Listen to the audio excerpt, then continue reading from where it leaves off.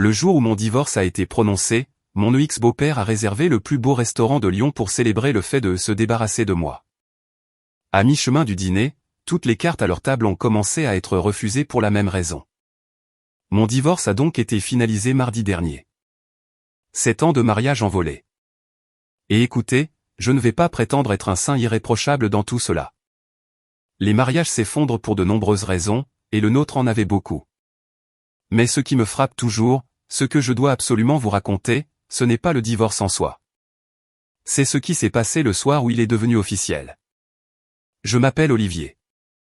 J'ai 34 ans et je dirige une petite, mais rentable, entreprise de conseil en cybersécurité. Je l'ai construite à partir de rien alors que j'étais encore marié à Delphine. Nous nous sommes rencontrés à l'université, nous nous sommes mariés à 27 ans, et pendant les 2 premières années, les choses étaient vraiment bonnes, normalement bonnes. Nous cuisinions ensemble, nous nous disputions sur ce qu'il fallait regarder, nous parlions peut-être d'avoir des enfants un jour, des choses normales de couple marié. Le problème n'a jamais vraiment été Delphine et moi seuls dans une pièce. Le problème était sa famille. Le père de Delphine, François Chevalier, possède 3 concessions automobiles dans la grande région de Lyon. Automobile Chevalier.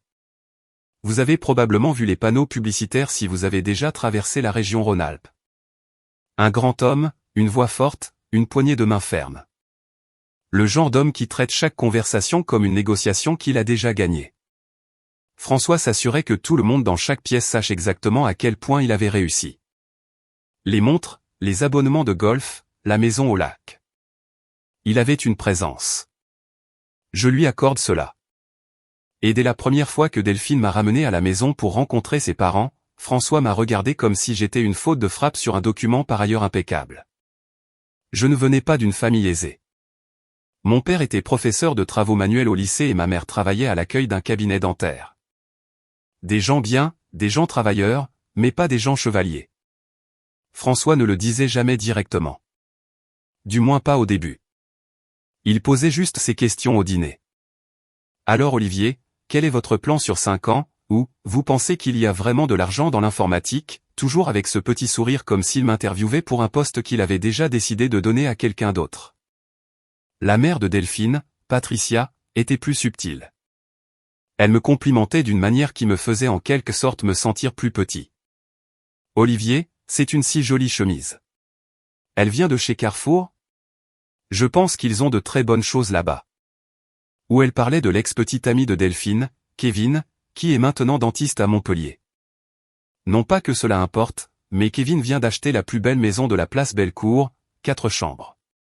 Delphine, tu te souviens de sa mère? Elle demande toujours de tes nouvelles. Ensuite, il y avait Théo, le frère aîné de Delphine.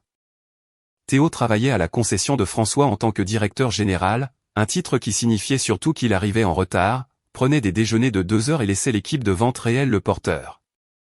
Théo conduisait un nouveau véhicule tous les 6 mois, gracieuseté de l'inventaire de la concession, et passait la majeure partie de son énergie à s'assurer que tout le monde savait qu'il était le fils de François Chevalier. Pendant les premières années de notre mariage, j'ai juste absorbé tout cela. Je m'asseyais à leur dîner du dimanche et souriais à travers les commentaires passifs-agressifs et les comparaisons pas si subtiles avec Kevin, le dentiste. Delphine s'excusait parfois sur le chemin du retour. C'est juste comme ça que papa est, disait-elle. Il ne le pense pas vraiment. Mais voilà le problème. François le pensait vraiment. À chaque fois, le tournant est venu environ 4 ans après le mariage. Mon entreprise venait de décrocher son premier contrat majeur, un audit de sécurité pour une chaîne bancaire régionale. De l'argent réel, pas de l'argent de chevalier, mais assez pour que je commence à sentir que j'avais construit quelque chose de légitime. J'en étais fier. J'ai fait l'erreur de le mentionner au dîner du dimanche. François a à peine levé les yeux de son steak. C'est super, Olivier. Combien d'employés avez-vous maintenant? Juste moi et 2 sous-traitants. Il a ricané. Pas un ricanement méchant. Techniquement, juste un ricanement qui disait tout ce qu'il devait dire. Eh bien, faites-moi savoir quand vous aurez besoin d'un vrai travail. Je peux toujours utiliser quelqu'un au service après-vente. J'ai regardé Delphine. Elle coupait ses haricots verts. Elle n'a pas dit un mot. C'est à ce moment-là que j'ai commencé à compter les points. Pas à voix haute, pas de manière dramatique. J'ai juste commencé à prêter plus d'attention aux choses. Et environ 6 mois plus tard, prêter attention a révélé quelque chose d'intéressant. François m'a demandé de me porter co-solidaire d'un prêt. Maintenant, laissez-moi vous expliquer cela attentivement car c'est important. Les concessions de François étaient en expansion. Il ouvrait un 4e emplacement près du lac du Bourget, et il avait besoin de capital. Ses lignes de crédit existantes étaient au maximum, ce qui aurait dû être un drapeau rouge de la taille d'un panneau d'affichage, mais François l'a présenté comme s'il me faisait une faveur. C'est la famille, Olivier. Quand nous grandissons, vous grandissez. Une marée montante. Il m'a même tapé sur l'épaule. C'était la première fois qu'il me touchait volontairement. Delphine l'a entièrement soutenu. Papa ne demanderait pas si ce n'était pas sûr. C'est une opportunité pour nous de faire partie de l'entreprise familiale. J'aurais dû dire non. Je le sais maintenant et je le savais à l'époque. Mais j'avais 30 ans, j'essayais toujours de gagner ma place à la table des chevaliers. Et ma femme me regardait avec ses yeux qui disaient que si je refusais, je confirmerais tout ce que son père croyait déjà de moi. Alors, j'ai signé, co-solidaire d'un prêt commercial de 1,2 million d'euros. Je l'ai personnellement garanti.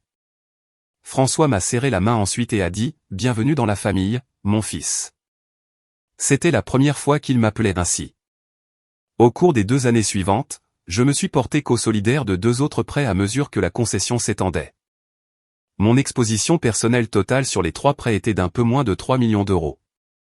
François ne cessait de me dire que les concessions imprimaient de l'argent. Les chiffres qu'il me montrait semblaient solides. Je n'avais aucune raison de douter de lui jusqu'à ce que ce soit le cas. Cela a commencé avec un relevé de carte de crédit. Delphine et moi avions une carte commune. En un mois, j'ai remarqué une série de virements que je ne reconnaissais pas. De grands chiffres ronds, 15 000 euros ici, 22 000 euros là, tous vers un compte que je n'avais jamais vu auparavant. Quand j'ai interrogé Delphine à ce sujet, elle s'est troublée. Elle a dit que c'était pour des affaires de famille et que son père expliquerait. François n'a jamais expliqué. Il a juste cessé de répondre à mes appels à ce sujet. C'était il y a 18 mois. Et c'est à ce moment-là que j'ai embauché Sandrine Renaud, une experte comptable judiciaire devenue avocate spécialisée dans les divorces, pour qu'elle commence à examiner où allait réellement notre argent. Ce que Sandrine a trouvé est ce qui a finalement mis fin à mon mariage. Mais c'est aussi ce qui a rendu possible la nuit de mardi dernier. Et croyez-moi, vous allez vouloir entendre parler de mardi dernier. Restez avec moi ici car ce que François Chevalier a fait pour célébrer le fait de se débarrasser de moi est une chose. Ce qui s'est passé à mi-chemin de son dîner de célébration est tout autre. Sandrine Renaud n'était pas le genre d'avocate qui faisait des discours dramatiques. Elle était calme, précise et absolument implacable avec les chiffres. Notre première vraie rencontre a duré 4 heures. Et à la fin, j'ai eu l'impression que quelqu'un avait retiré le plancher sous une maison dans laquelle je ne savais même pas que je me tenais. Olivier, je vais vous présenter ce que j'ai trouvé, et je dois vous demander d'écouter avant de réagir, a-t-elle dit, étalant une pile de relevés bancaires imprimés sur sa table de conférence. Votre femme a effectué des virements réguliers de vos comptes conjoints vers une SARL appelée Groupe Holding Chevalier. C'est une entité écran. Pas d'employés, pas de produits, pas de bureau. Elle existe uniquement pour acheminer des liquidités vers les comptes d'exploitation d'Automobile Chevalier. Elle a désigné une colonne surlignée. Au cours des 26 derniers mois, environ 340 000 euros de fonds matrimoniaux ont été transférés de cette manière. Assez petit à chaque fois pour ne pas déclencher d'alertes automatiques de fraude.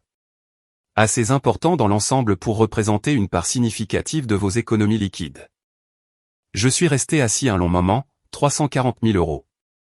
J'avais été tellement concentré sur la croissance de mon entreprise que j'avais laissé Delphine gérer la plupart des finances du ménage. Je lui faisais entièrement confiance et elle avait siphonné nos économies dans les concessions de son père. Il y a plus, a dit Sandrine. Les concessions elles-mêmes. J'ai examiné les informations financières liées aux prêts que vous avez co-signés. Olivier, ces entreprises ne sont pas rentables. Elles n'ont pas été rentables depuis plus d'1 an.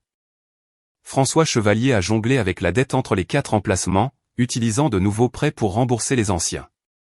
Vos co-signatures sont la seule raison pour laquelle la banque n'a pas déjà exigé le remboursement de ces prêts. Votre crédit personnel, votre vérification de revenus de votre entreprise, c'est ce qui tient tout ça ensemble. Donc, il est sous l'eau, ai-je dit. Significativement. Et voici la partie que vous devez vraiment comprendre. Sandrine s'est penchée en avant. Si Automobile Chevalier fait défaut sur l'un de ses prêts, la banque se retourne contre vous personnellement. Votre maison, vos comptes professionnels, vos fonds de retraite. Tout ce que vous avez construit est une garantie pour une entreprise dans laquelle vous n'avez aucune participation et aucun contrôle opérationnel.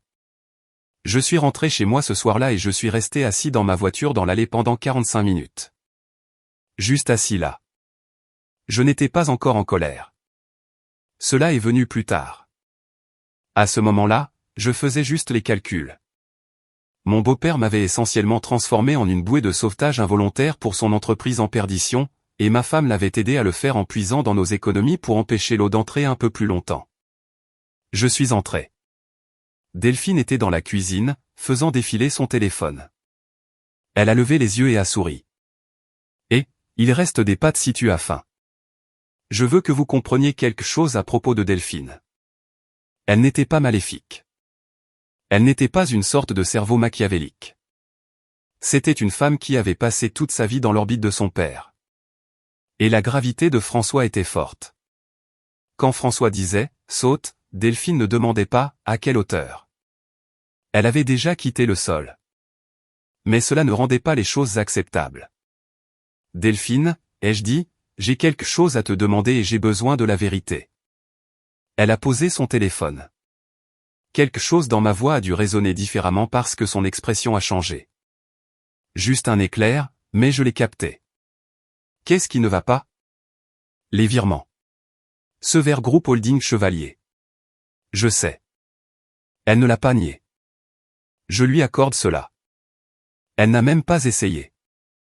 Ses yeux se sont remplis de larmes. Et elle a dit, papa a dit que c'était temporaire. Il a dit qu'une fois que l'emplacement du lac du Bourget serait rentable, il rembourserait tout.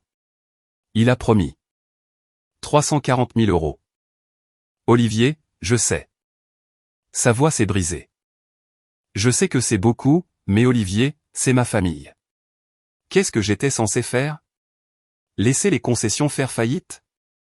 Cela détruirait papa. Cela détruirait Théo. Tous ceux qui y travaillent perdraient leur emploi. Tu étais censé me le dire. Je voulais le faire.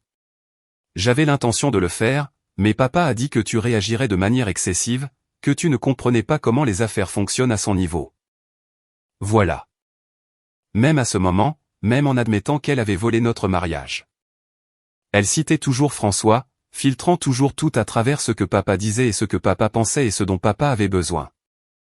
J'ai hoché la tête lentement. Je comprends. Et je comprenais, juste pas comme elle l'entendait. Cette nuit-là, j'ai déménagé dans la chambre d'amis. J'ai dit à Delphine que j'avais besoin d'espace pour réfléchir. Ce dont j'avais réellement besoin, c'était d'espace pour planifier. Car voici ce que j'avais réalisé en restant assis dans cette voiture dans l'allée. Je ne pouvais pas simplement demander le divorce et m'en aller. Si je le faisais mal, je serais divorcé et toujours personnellement responsable de 3 millions d'euros de prêts pour des entreprises qui perdaient de l'argent. François continuerait d'utiliser mon crédit jusqu'à ce que tout s'effondre. Et ensuite, ce serait moi qui serais enseveli sous les décombres. J'avais besoin de Sandrine pour m'aider à structurer le divorce de manière à défaire toutes les tentacules financières que les chevaliers avaient enroulées autour de moi. Et je devais le faire discrètement car si François découvrait que je prévoyais de partir avant que les papiers ne soient parfaitement ficelés, il aurait tout intérêt à accélérer les dommages financiers. Ainsi, pendant les 3 mois suivants, j'ai joué mon rôle. Je me suis présenté au dîner du dimanche. J'ai ri aux blagues de François. J'ai écouté Théo se vanter de son nouveau véhicule.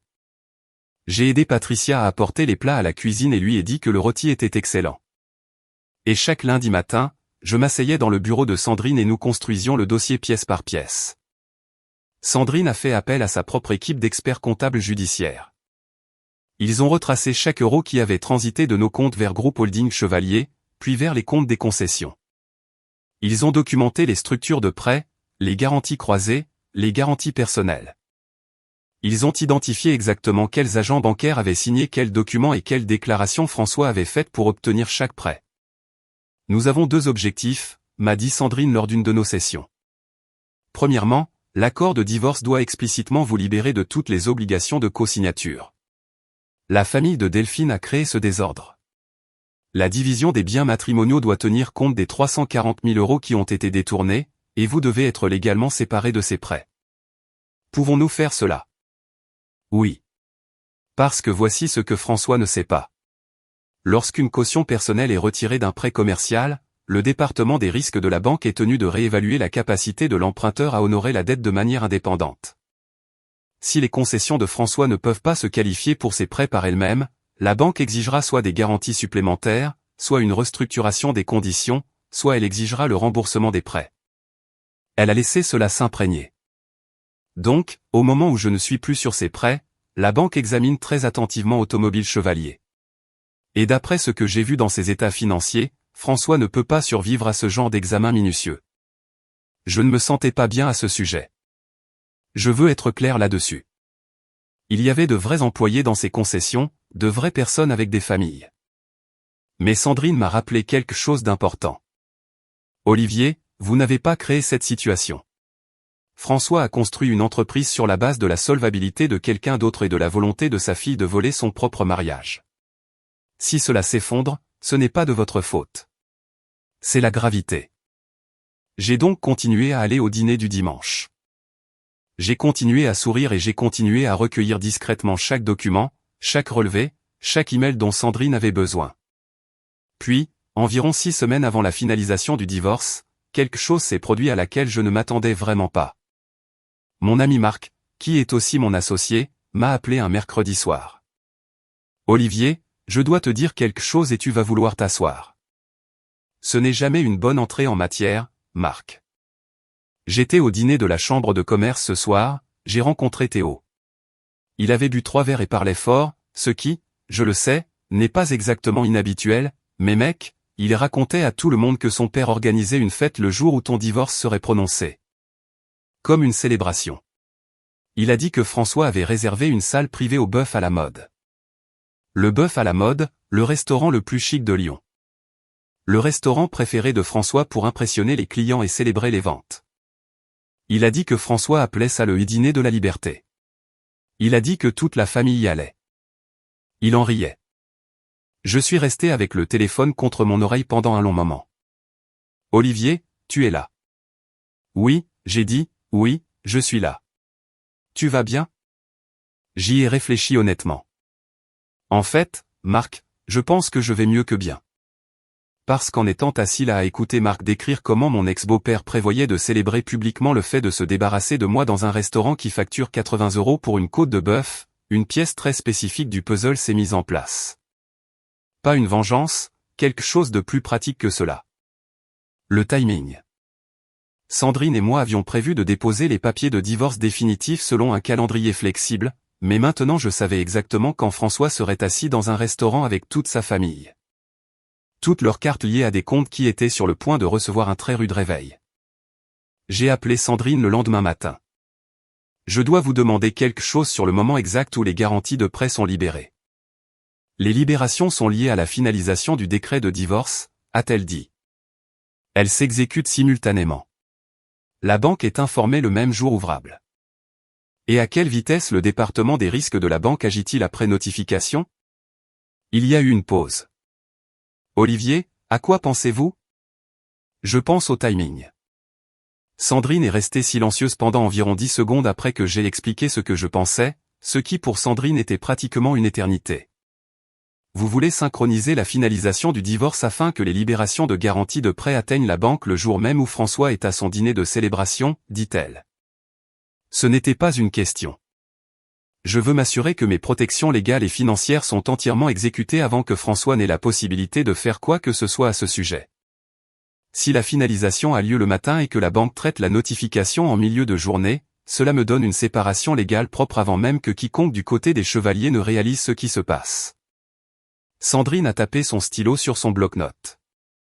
Je vais faire comme si vous aviez dit cela pour des raisons purement stratégiques et non parce que vous voulez voir la carte de votre ex-beau-père refusée dans un restaurant. Cela peut être les deux. Elle a presque souri. J'avais travaillé avec Sandrine pendant des mois, et c'était la chose la plus proche d'un véritable sourire que je lui avais jamais vu. Voici la réalité, a-t-elle dit en se penchant en arrière. Je peux déposer une demande pour une date de finalisation spécifique. Le juge Lambert, assigné à votre dossier, a été coopératif car il n'y a pas de litige concernant la garde des enfants et les termes de l'accord sont convenus. L'avocat de Delphine a déjà signé la division des biens, y compris les libérations de prêts. La seule raison pour laquelle nous n'avons pas encore déposé, c'est parce que j'attendais votre feu vert. Et Delphine? C'est-elle les clauses de libération de prêts? Son avocate les lui a expliquées, mais je parie que François ne fait pas très attention aux petits caractères. Il s'est concentré sur la répartition des biens, la maison, les économies, qui obtient les meubles. Il pense que ce divorce concerne des choses matérielles. Il ne comprend pas ce qui arrivera à sa structure de crédit lorsque votre nom sera retiré de ses prêts.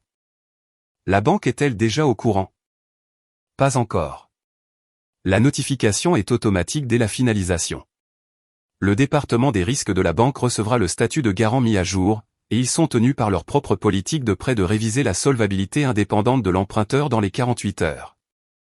Mais voici le problème, Olivier. Le drapeau rouge est levé immédiatement. Au niveau du système, ce n'est pas un humain qui passe un appel téléphonique. C'est un logiciel qui identifie un changement matériel dans la garantie du prêt et déclenche un examen. Et pendant cet examen, le protocole standard est un gel temporaire des comptes associés en attendant la réévaluation. Si les comptes sont garantis de manière croisée, et que ceux de François le sont, le gel s'étend à tout compte lié à ces structures de prêt, y compris les comptes personnels. S'ils sont gagés en garantie ou liés par la même relation bancaire, oui, cela dépend des termes spécifiques auxquels François a adhéré. Mais d'après ce que j'ai vu, François utilise la même banque pour tout. Affaires, personnel, carte de crédit. Tout est lié. J'ai hoché la tête. Donc, nous déposons un mardi. Pourquoi mardi? Parce que Théo a dit à Marc que la réservation de François au bœuf à la mode est pour le mardi où le divorce est finalisé. François a apparemment déjà choisi la date qu'il veut célébrer. Il ne sait juste pas qu'il l'a choisi pour nous deux. Sandrine a refait son geste avec son stylo. Je vais passer les appels. Au cours des 6 semaines suivantes, j'ai fait 2 choses. Premièrement, je me suis assuré que mes propres finances étaient propres et séparées. Chaque compte professionnel, chaque compte personnel, chaque investissement a été transféré dans une institution bancaire complètement différente. Pas de compte partagé avec Delphine. Aucune connexion résiduelle avec quoi que ce soit lié au chevalier. L'équipe d'experts comptables de Sandrine a vérifié que chaque euro à moi était dans un endroit où l'implosion de François ne pouvait pas l'atteindre. Deuxièmement, j'ai tout documenté une dernière fois. Chaque virement que Delphine avait effectué vers Groupe Holding Chevalier. Chaque relevé financier que François avait fourni à la banque lors de la souscription des prêts, plusieurs d'entre eux ayant été identifiés par l'équipe de Sandrine comme matériellement trompeurs. Chaque email entre François et Delphine discutant des virements. Chaque message texte où François rassurait Delphine qu'Olivier n'avait pas besoin de connaître les détails. J'ai imprimé ce dernier et l'ai mis dans un dossier. Pas pour le tribunal, juste pour moi. Pendant ces 6 semaines, la vie chez les Chevaliers a continué comme si rien n'avait changé. Delphine et moi étions séparés, mais coexistaient toujours techniquement sous le même toit pendant le traitement du divorce. Elle était courtoise. J'étais courtois. Nous nous mouvions l'un autour de l'autre comme 2 personnes partageant un ascenseur d'hôtel. Mais les dîners de famille ont continué à avoir lieu et j'ai continué à y assister, non plus parce que j'en avais besoin. Le travail juridique était terminé. J'y allais parce que quelque chose en moi voulait le voir. Voulait regarder François être François une dernière fois, sachant ce qui allait arriver. Et François était en pleine forme ces dernières semaines. Il était pratiquement ravi du divorce. Lors d'un dîner du dimanche, environ 2 semaines avant la finalisation, il a en fait levé son verre. Je veux dire quelque chose, a annoncé François, debout au bout de sa table à manger. Patricia lui a souri. Théo avait son bras autour de sa petite amie du mois. Delphine était à côté de moi, les yeux sur son assiette. Je sais que cette année a été difficile pour cette famille, a continué François. Mais parfois, il faut traverser des saisons difficiles pour en arriver à de meilleures. Et je crois que des jours meilleurs nous attendent tous. Il m'a regardé directement. Pas avec hostilité exactement, plutôt comme un homme regardant un meuble qu'il avait enfin eu la permission de jeter. À la famille, a-t-il dit, à la famille, on fait écho tout le monde. J'ai levé mon verre et j'ai bu. Théo m'a attrapé dans la cuisine après pendant que je rinçais mon assiette. Il avait bu quelques bières comme d'habitude, et ses filtres étaient baissés. Pas de rancune, Olivier, a-t-il dit en me tapant dans le dos. Papa est juste content que Delphine puisse enfin passer à autre chose. Trouver quelqu'un de plus, tu sais. Il a fait un geste vague qui était censé communiquer quelque chose. Plus à notre vitesse. Bien sûr, Théo. Tu devrais passer à la concession un de ces jours. Je te ferai une bonne affaire sur quelque chose de sympa. Prise employée. Il a souri comme s'il me faisait la plus grande des faveurs du monde. J'y penserai. Le nouvel emplacement du lac du Bourget cartonne, d'ailleurs. Nous sommes en passe de réaliser notre meilleur trimestre de tous les temps. Il se trouvait que je savais que l'emplacement du lac du Bourget avait perdu 180 000 € au cours du trimestre précédent seulement. L'équipe d'experts comptables de Sandrine avait examiné les vrais livres, pas la version que François montrait lors des dîners. C'est super d'entendre ça, Théo. Il est retourné à la salle à manger, satisfait d'avoir été gracieux envers le paysan partant. 2 semaines plus tard, un lundi soir, Sandrine m'a appelé. Tout est déposé. Le juge Lambert signera le décret demain matin à 9 h. Les termes de l'accord sont bloqués. Les libérations de presse s'exécutent simultanément avec la finalisation. La banque recevra une notification électronique avant midi. Et la réservation au bœuf à la mode ? Je n'ai pas posé de questions sur la réservation au bœuf à la mode parce que je suis votre avocate et que cela n'a rien à voir avec ma stratégie juridique, a dit Sandrine. Puis elle a ajouté, mais Théo a posté à ce sujet sur Instagram. 19 h, salle privée. La légende dit, la liberté a le goût du filet mignon. Théo a vraiment besoin d'apprendre à gérer ses paramètres de confidentialité. Théo a besoin d'apprendre beaucoup de choses. Ce lundi soir-là, je me suis senti plus calme que je ne l'avais été depuis des années. Je me suis assis sur la terrasse arrière de la maison que j'allais céder à Delphine et j'ai bu une seule bière en regardant le jardin que j'avais passé 5 ans à tondre. J'ai pensé à mon père, décédé 3 ans plus tôt. Il avait rencontré François une fois au mariage. Et sur le chemin du retour, il avait dit à ma mère, cet homme emprunte sa personnalité à son portefeuille. Que se passe-t-il lorsque le portefeuille est vide ? Papa était professeur de travaux manuels, mais il avait une façon d'aller droit au but. Mardi matin, 9 h. Mon téléphone a vibré avec une notification de Sandrine. Une ligne, c'est fait. J'étais officiellement divorcé. L'accord était exécuté. Les garanties de prêt étaient libérées. La banque avait été notifiée.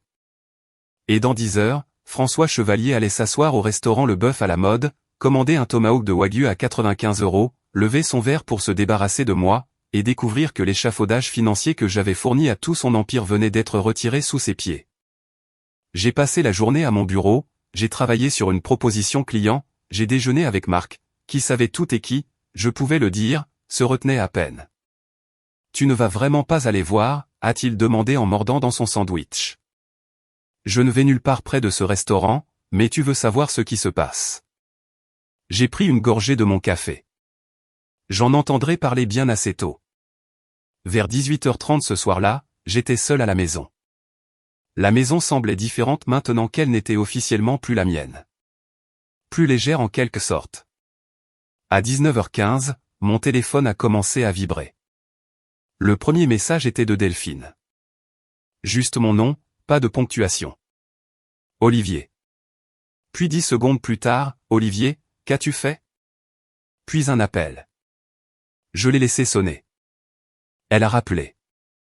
Je l'ai encore laissé sonner. Puis un message vocal. Je ne l'ai pas écouté tout de suite. Je me suis assis sur le canapé dans la maison silencieuse et j'ai attendu. Le message suivant était de Théo, ce qui m'a surpris car Théo ne m'avait jamais envoyé de message à propos de quoi que ce soit d'autre que des scores de football.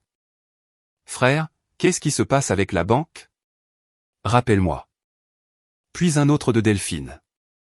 Les cartes de papa ne marchent pas. Aucune d'elles. Celle de maman non plus. La carte de Théo a été refusée. Olivier, s'il te plaît, rappelle-moi. Puis Patricia m'a envoyé un message, ce qui n'était jamais arrivé en 7 ans. Je ne savais même pas qu'elle avait mon numéro enregistré. Olivier, c'est Patricia. Il se passe quelque chose avec nos comptes. François est très contrarié. S'il te plaît, appelle François.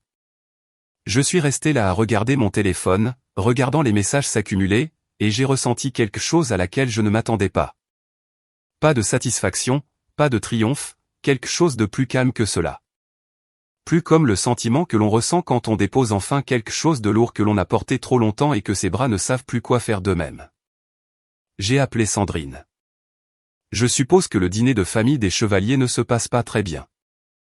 Elle a dit, j'ai 14 messages et 6 appels manqués dans les 10 dernières minutes. La banque a traité le retrait de la garantie à 11h47. Le signalement de risque automatisé aurait dû se déclencher dans les heures. Les comptes à garantie croisée sont gelés en attendant l'examen, c'est une procédure standard de gestion des risques. Ce n'est pas punitif. C'est un protocole. Combien de temps dure le gel ? Jusqu'à ce que la banque termine sa réévaluation de la capacité de l'emprunteur à honorer la dette de manière indépendante. Pour des prêts de cette taille, avec la situation financière que François présente réellement une fois que l'on retire les chiffres gonflés, cela pourrait durer des semaines. Et que se passe-t-il après la réévaluation ? Cela dépend de ce que la banque trouvera. Mais Olivier, j'ai vu les vrais livres de François, ceux qu'il ne vous a pas montrés. Il devra apporter des garanties supplémentaires importantes ou un plan pour réduire considérablement sa charge de dette, et je ne crois pas qu'il ait l'un ou l'autre. J'ai remercié Sandrine et j'ai raccroché. Puis j'ai écouté le message vocal de Delphine. Elle était au restaurant. J'entendais le tintement des verres et une musique douce en arrière-plan, ce qui signifiait qu'il n'était pas encore parti. Sa voix était tendue et tremblante. Olivier, je suis au bœuf à la mode avec ma famille et toutes les cartes que nous avons essayées ont été refusées. La ligne automatique de la banque dit qu'il y a un gel sur les comptes en attendant un examen. Olivier, est-ce que tu... Je ne sais même pas quoi te demander. Papa est humilié. Le serveur est revenu 3 fois. Théo a essayé d'utiliser 2 cartes différentes et elles ont toutes les 2 été refusées. Olivier, c'est le dîner de célébration de papa et tu l'as gâché. Tu l'as gâché et je ne comprends même pas comment. Rappelle-moi, s'il te plaît. Je l'ai rejoué. Puis j'ai posé mon téléphone. Laissez-moi vous raconter ce que j'ai découvert plus tard sur ce qui s'est passé dans ce restaurant, car j'ai finalement entendu la version complète de 2 sources différentes, dont l'une était réellement présente. François avait mis le paquet. Salle à manger privée au bœuf à la mode, celle avec les murs en acajou et le petit lustre en laiton. 8 personnes au total. François et Patricia, Delphine, Théo et sa petite amie, et 3 des associés de François.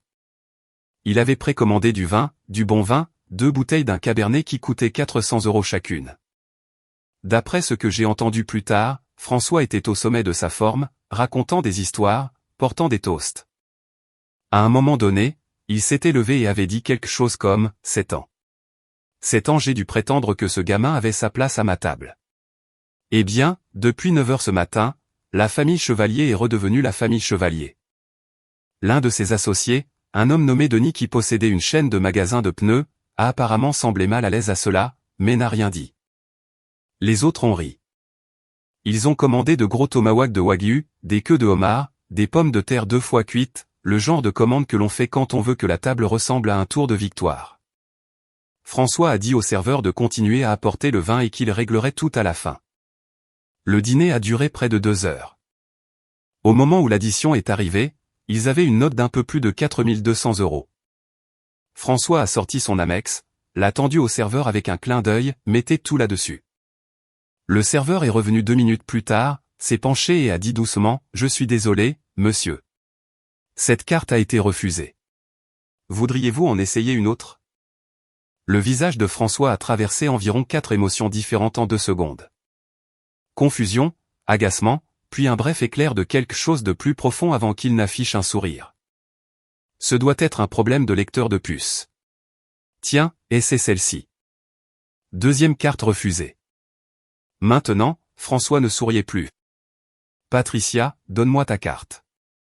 La carte de Patricia a été refusée. Théo. Théo a fouillé dans son portefeuille, a essayé 2 cartes.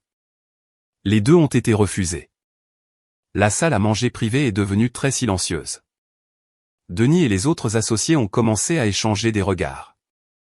Le serveur, à son crédit, a géré cela professionnellement. Il a dit qu'il leur donnerait quelques minutes et est sorti.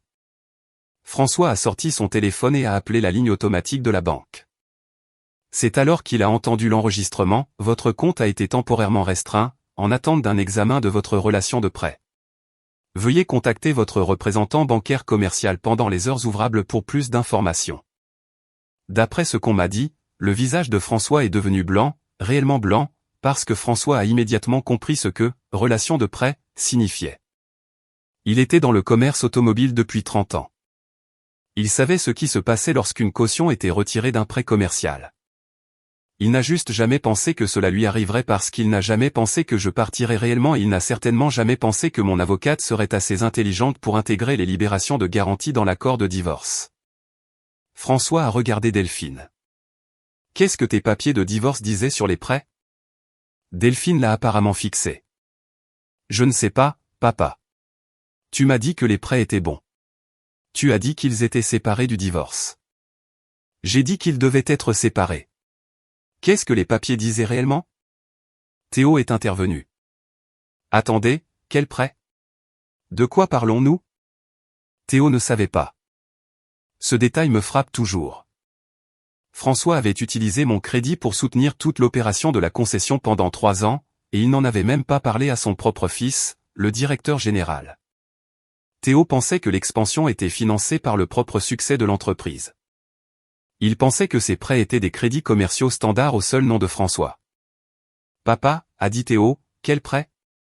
François n'a pas répondu. Il composait mon numéro. J'ai vu son appel arriver. Je n'ai pas décroché. Il a rappelé. Je l'ai laissé sonner. Puis il a envoyé un message texte. Le premier et unique message que François Chevalier m'avait jamais envoyé directement. « Olivier, il faut qu'on parle. Appelle-moi tout de suite. » Ce n'est pas un jeu. Je l'ai lu. J'ai posé le téléphone. Je me suis fait un sandwich. Environ 30 minutes plus tard, Delphine a rappelé. Cette fois, j'ai décroché. Olivier. Sa voix était différente maintenant. Pas en colère, effrayée. Olivier. Papa dit que la banque a tout gelé à cause de quelque chose dans notre accord de divorce. Il dit que tu avais ses prêts, une sorte de garantie, et maintenant c'est parti. Et la banque est en train de tout revoir. C'est exact. Olivier, il ne peut accéder à aucun de ses comptes. Ses comptes professionnels, le compte courant de maman, les cartes de Théo. Tout est lié à la même banque et tout est gelé. Je sais. Un long silence. Tu as planifié ça ? J'ai planifié de me protéger légalement et financièrement des conséquences des décisions de ta famille. Le moment du dîner de François était la décision de François, pas la mienne. Olivier, ils ne peuvent même pas payer le dîner. Denis a dû tout mettre sur sa carte. Papa est assis sur le parking du bœuf à la mode en ce moment, et il a l'air d'aller être malade. Delphine, ton père a dépensé 340 000 € de notre argent sans que je le sache. Il a mis mon nom sur 3 millions d'euros de prêts pour des entreprises qui perdent de l'argent, puis il a réservé un dîner à 4 000 € dans un restaurant pour fêter le fait de se débarrasser de moi. J'ai du mal à me sentir mal pour sa soirée. Silence. Puis très doucement, que se passe-t-il maintenant ? Maintenant, François parle à la banque et la banque décide ce qu'il advient des concessions. Et nous ? Il n'y a pas de nous, Delphine. C'était tout l'intérêt d'aujourd'hui. J'ai raccroché, j'ai fait mon sandwich, je l'ai mangé dans la cuisine silencieuse, et pour la première fois depuis des mois, j'ai dormi toute la nuit. Mais si vous pensez que ce dîner était la fin de cette histoire, vous ne connaissez pas François Chevalier. Car ce qui s'est passé au cours des 72 heures suivantes a fait ressembler ce restaurant à un échauffement. Mercredi matin, environ 14 heures après le dîner, François s'est présenté à mon bureau. Je ne m'attendais pas à ce qu'il le trouve. Mon entreprise opère à partir d'un ancien entrepôt réaménagé près du boulevard Jean Jaurès. Pas de signalisation, juste un numéro de suite, mais François Chevalier était un vendeur, et les vendeurs savent comment trouver les gens quand ils veulent quelque chose. Ma réceptionniste, Chloé, m'a appelé. Il y a un homme ici qui dit qu'il est votre ex-beau-père. Il n'a pas de rendez-vous. Laissez-le entrer. François est entré dans mon bureau, l'air d'avoir vieilli de 5 ans en une nuit. Sa chemise était froissée, ce que je n'avais jamais vu auparavant. François était un homme au col repassé, aux chaussures cirées tous les jours de sa vie. Mais aujourd'hui, son col était mou et ses yeux étaient rouges. Il s'est assis sans y être invité. « Je ne vais pas te crier dessus », a-t-il dit. « D'accord. » La banque m'a appelé ce matin, 7h45, avant même que je n'ai pris mon café.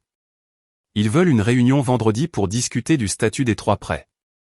Ils parlent de restructuration, peut-être d'exiger le remboursement de l'un d'eux entièrement, l'emplacement du lac du Bourget. Je suis désolé d'entendre ça, François. Ne fais pas ça. Sa voix s'est brisée juste un peu avant qu'il ne la rattrape. Ne sois pas poli. Si tu vas détruire le travail de ma vie, et au moins la décence d'être honnête à ce sujet. Je me suis penché en avant. D'accord, honnête. François, tu as utilisé mon nom pour garantir des prêts que tes entreprises ne pouvaient pas supporter seules. Tu as fait en sorte que ta fille vole notre mariage pour maintenir ses entreprises à flot. Tu ne m'as jamais dit que les concessions perdaient de l'argent. Tu ne m'as jamais donné de participation ou de droit de regard opérationnel malgré le fait que mon crédit était le fondement de toute ton expansion. Et ensuite, tu as réservé un restaurant pour fêter le fait de te débarrasser de moi. Il n'a pas interrompu. Tu m'as traité comme si j'étais jetable, comme si j'étais un morceau de financement que tu pouvais utiliser et jeter. Mais voici la partie que tu as manqué, François. Je ne suis pas jetable. Je suis le gars dont la signature a satisfait tes banques pendant 3 ans. Et quand j'ai retiré mon nom de ces papiers, la vérité sur ton entreprise est apparue. Je n'ai rien détruit. J'ai juste arrêté de le soutenir. François m'a regardé longtemps. Puis il a dit quelque chose qui m'a vraiment pris au dépourvu. Je sais. 2 mots, pas d'argument, pas de fanfaronnade, pas de contre-offre, juste un aveu. Je sais que je t'ai utilisé, a-t-il dit. Je me suis dit que c'était différent parce que c'était la famille, que c'était juste comme ça que les affaires fonctionnaient. Mais Patricia et moi avons veillé toute la nuit et elle a dit quelque chose qui ne me quitte pas la tête. Elle a dit, François, tu as toujours dit à Olivier qu'il n'était pas assez bien pour cette famille, mais tu avais sûrement besoin qu'il soit assez bien pour la banque. Je suis resté avec ça. Patricia a dit ça? Patricia est plus intelligente que nous tous. Elle est juste discrète à ce sujet. Il s'est levé. Je ne te demande pas de réparer ça. Je sais que tu ne le feras pas. Je voulais juste que tu entendes que je sais ce que j'ai fait. Il a marché jusqu'à la porte, s'est arrêté et a dit sans se retourner, tu as toujours été meilleur que ce que je te donnais de crédit. Je ne pouvais juste pas l'admettre parce qu'alors je devrais admettre que mon fils ne l'est pas. Il est parti. Je suis resté dans mon bureau longtemps après ça. Au cours des semaines suivantes, les dominos sont tombés dans l'ordre que Sandrine avait prédit. La banque a achevé sa réévaluation et a déterminé qu'Automobile Chevalier ne pouvait pas honorer indépendamment la charge de dette sur les 4 emplacements. François a eu 2 options, restructurer avec des taux d'intérêt considérablement plus élevés et fournir des garanties supplémentaires, ou la banque commencerait à exiger le remboursement des prêts et à liquider les actifs. François n'avait pas de garantie supplémentaire. La maison du lac était déjà hypothéquée. La résidence principale avait un 2e prêt hypothécaire. L'inventaire de la concession était financé, pas possédé. 3 décennies dans le commerce automobile, et la valeur nette de François s'est avérée être principalement de la fumée et des enseignes. Il a fini par fermer entièrement l'emplacement du lac du Bourget. Il a vendu l'inventaire à perte à un groupe de concessionnaires concurrents. Les 2 emplacements originaux de Lyon ont survécu, mais à peine, opérant selon des termes restructurés qui donnaient à la banque beaucoup plus de supervision. Le 3e emplacement, celui de Valence, a été mis en vente en tant qu'entreprise en activité, ce qui est le langage commercial pour quelqu'un, s'il vous plaît, achetez-le avant que cela ne nous coûte plus d'argent. Théo a perdu son titre de directeur général. Les termes de restructuration de la banque exigeaient que François fasse appel à un directeur des opérations externes, quelqu'un qui savait réellement comment gérer une concession de manière rentable. Théo a été réaffecté aux ventes de voitures d'occasion. Selon Marc, qu'il a entendu par le biais du réseau de la Chambre de commerce, Théo s'est présenté à son premier jour sur le terrain de vente de voitures d'occasion avec un polo à 300 € et a duré environ 3 semaines avant de démissionner et de déménager chez les parents de sa petite amie. Delphine et moi n'avons eu qu'une seule autre conversation après le divorce. Elle m'a appelé environ un mois plus tard, l'air fatigué mais stable. Plus en colère. Juste résignée. Je vends la maison, a-t-elle dit. Je ne peux pas me permettre les paiements seul et papa ne peut évidemment pas aider. Je suis désolé, Delphine. Tu n'arrêtes pas de dire ça. Je n'arrête pas de le penser. Une pause. Olivier, je veux te demander quelque chose et je veux que tu sois honnête. Vas-y. Tu m'as déjà aimé, ou étais-je juste l'obstacle entre toi et le fait de te venger de mon père? J'y ai réfléchi attentivement. Elle méritait une vraie réponse. Je t'ai aimé, Delphine, complètement pendant des années. Et puis je t'ai regardé choisir ton père plutôt que notre mariage encore et finalement l'amour s'est épuisé. Mais je n'ai pas fait ça pour me venger. Je l'ai fait parce que si je ne me protégeais pas, ta famille aurait tout pris ce que j'avais construit. Et je n'étais pas prêt à laisser cela arriver. Elle est restée silencieuse un instant. J'ai fait le mauvais choix. Je le sais maintenant. Oui, tu l'as fait. J'espère que tu trouveras quelqu'un qui te fera passer en premier. J'espère que tu trouveras quelqu'un qui te laissera être toi-même, pas juste la fille de François Chevalier. Elle a raccroché. Je pense que nous pensions tous les deux ce que nous disions. 6 mois plus tard, voici où en sont tout le monde. François dirige toujours les 2 concessions de Lyon, mais l'aplomb a disparu. Le grand bureau, les déjeuners coûteux, la maison du lac, tout a disparu dans la restructuration. Il conduit un Tao de 3 ans maintenant au lieu d'un nouvel Escalade chaque année. Patricia a rejoint un club de lecture et fait du bénévolat à son église. D'après ce que j'ai entendu, elle semble plus légère sans la pression de maintenir l'image de François. Théo a erré pendant un certain temps après avoir quitté le lot de voitures d'occasion. Aux dernières nouvelles, il travaillait comme représentant commercial pour une entreprise de revêtement de sol commercial, ce qui est à peu près aussi éloigné d'Automobile Chevalier qu'on puisse l'être sans quitter la région. Sa petite amie l'a quitté à peu près au même moment, ce qui, je suppose, avait plus à voir avec le changement de mode de vie qu'avec quoi que ce soit de personnel. Delphine a emménagé dans un appartement en ville à la Croix-Rousse. Elle a obtenu un poste de gestionnaire de bureau dans un cabinet d'architecture, quelque chose qui l'avait réellement intéressée avant qu'elle ne m'épouse et ne soit entraînée dans l'orbite d'être une chevalier. Elle utilise à nouveau son nom de jeune fille, mais elle a dit à des amis communs qu'elle envisageait de le changer entièrement, de prendre un nouveau départ. Quant à moi, mon entreprise a connu sa meilleure année.